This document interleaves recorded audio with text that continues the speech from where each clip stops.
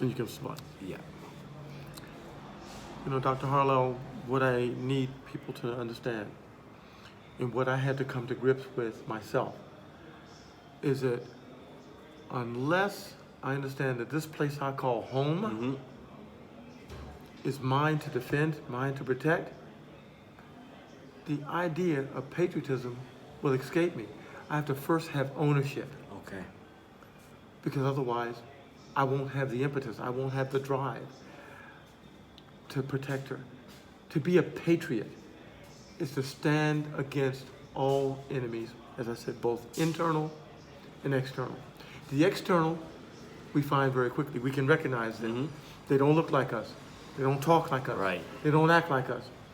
The internal, they look like us. They talk like us. They may even be us. Wow. Be us.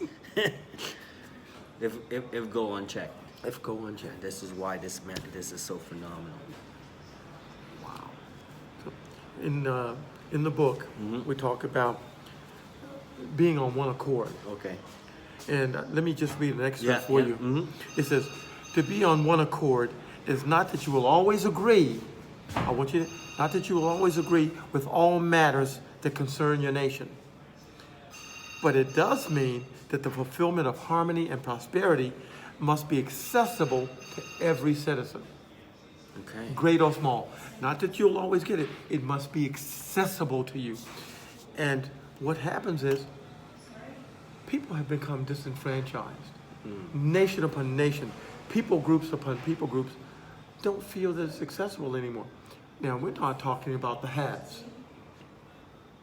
We're talking about the middle class who are trying to get there and the have-nots. Okay. Somehow they feel, I've gotten as far as I can get. I've climbed the ladder as high as I can go. That's the middle class. Those who are struggling day to day, fighting for a drink of water, Yeah. fighting for the next morsel of food, are saying, why should I care about patriotism? Why should I care about Right. protecting my country who doesn't care about me? Because this is a cycle that's been perpetuated generation after generation. Let me ask you this question. Everything that's been going on, did it go on in the generation before you? Did it go on in the generation before that? Or the generation before that? The answer is a resounding yes. So it's time to turn the tables and try something new. Try a new paradigm. It's called a paradigm shift. Paradigm shift is a new way of thinking. And until we think something, it's not going to happen. Napoleon Hill, in his book, Think and Grow Rich, said, what the mind of man can conceive and believe, it can achieve. Right. Those are flowery words. Those are great words. Yeah. They have a lot of truism in it. What the mind of man can conceive, can actually think about, can let come down in his heart and say, take root to this. Can start to believe that that is true.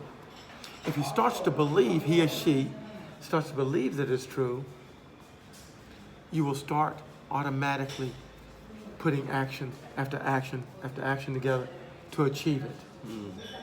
And one day, you'll do it. Example. Yeah. Until this point, I've just talked about what we've written in the book. I was born in a place called Callio, Virginia. You've probably never heard of that.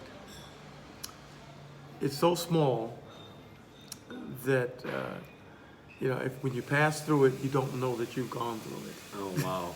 It is that small. You missed the exit. You missed the exit. It doesn't even have an exit. You have to get lost in order to be there. Wow. My parents, my mother nor my father, went to college. My father dropped out of school in 3rd grade. He's one of the smartest men I know. Not book smart, but he could run a forklift. Wow. He could build houses. He was a commercial fisherman. He was a farmer. He was a hard worker. In essence, he's a lot like each of you. He protected his family. He provided for his family. And if he had to work 2 and 3 jobs, he would do that. And that gave me a basis of integrity and a foundation of hard work ethic. In Callio, I had only a few choices. I could be a farmer when I graduated from high school. I could go to the military, or I could get a job outside of the community. Those are only choices that were ever presented to me. 3 options, that's it. Until one day, we were at school, high school, and we were just playing in the playground, and I was running with some of my mates. And the track coach came up. He says, "You're pretty fast." I said, "No, that's what we do. I mean, everybody in my family's fast." He said, "No, you have some talent." Okay. And he asked me to get on the track team. I'd never been asked to participate in sports before. And I got on the track team. And I started to win races in the 100-meter and 200-meter dash. And he says, "Are you interested in football?" I said, "No, sir." He says, "I believe you can play football." I went out for football and made the team.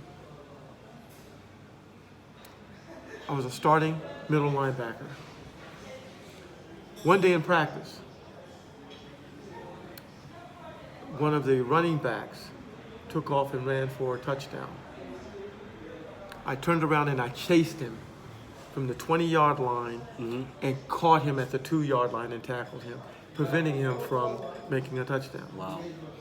But when I tackled him, back then, this is in the 70s, guys, his cleats, Thank you. his cleats hit me in the chest and knocked the wind out of me. I was 150 pounds soaking wet with lead in my pockets. I was not supposed to be playing a middle linebacker. I should have been playing something smaller. But I played one of the toughest positions because that's what I wanted to play. Wow.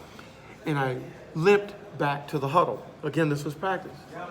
The coach saw that I was hurt, that the wind was knocked out of me. And he was in charge of the offensive team.